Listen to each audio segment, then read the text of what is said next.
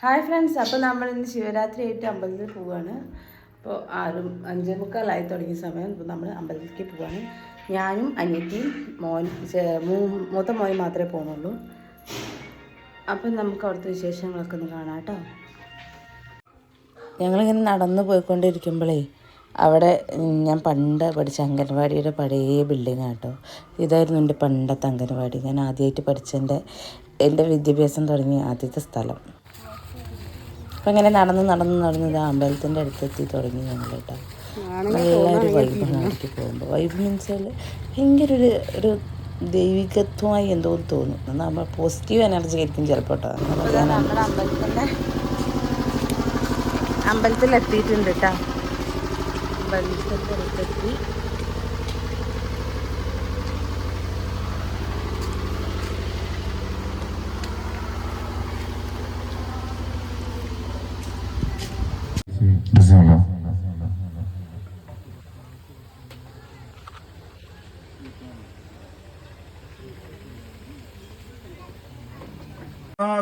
പുഷ്പങ്ങളാൽ അർച്ചന ചെയ്യുക. ആത്മബോധമെന്ന ദീപം കിടാവിളക്കായി വെച്ചു. ത്രിഗുണമാം ത്രിമാധുരം കമ്പത്വാമനു സന്തതാമി ഭഗവതീ ഭഗവദ്ദേശിനി.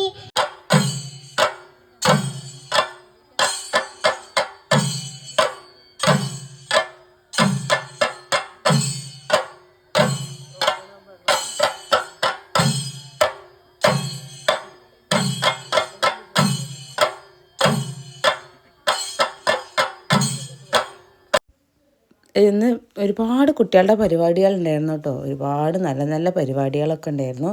ഞങ്ങളതൊക്കെ കണ്ടു. ഏതാണ്ട് ഒരു 10-15ഓളം പരിപാടികളുണ്ടായിരുന്നു. അടിപൊളിയായിട്ട് നമ്മളൊക്കെ അതിങ്ങനെ കാണുമ്പോൾ നമ്മുടെ പഴയ നമ്മൾ ചെറുതായിരുന്നപ്പോൾ കളിച്ചിരുന്നതൊക്കെ ഓർമ്മകൾ വന്നിട്ട് ഞാനിങ്ങനെ ശിവരാത്രിക്കൊക്കെ അമ്പലത്തിൽ പോയി നന്നായി ഡാൻസൊക്കെ കളിച്ചിരുന്ന ആളായിരുന്നു.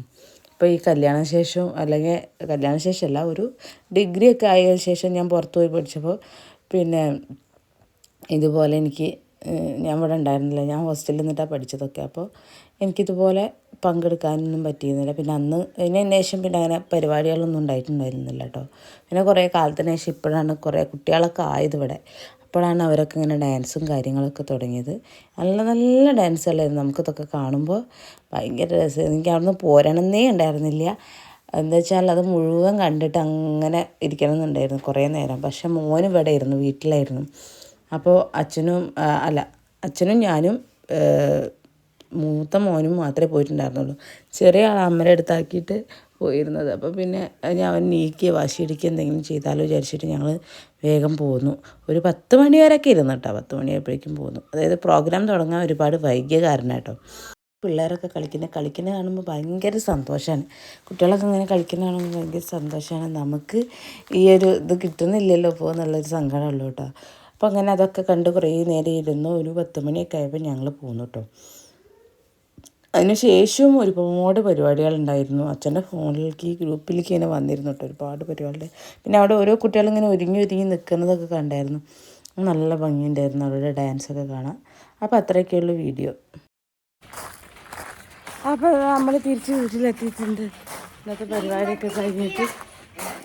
ഓക്കെ.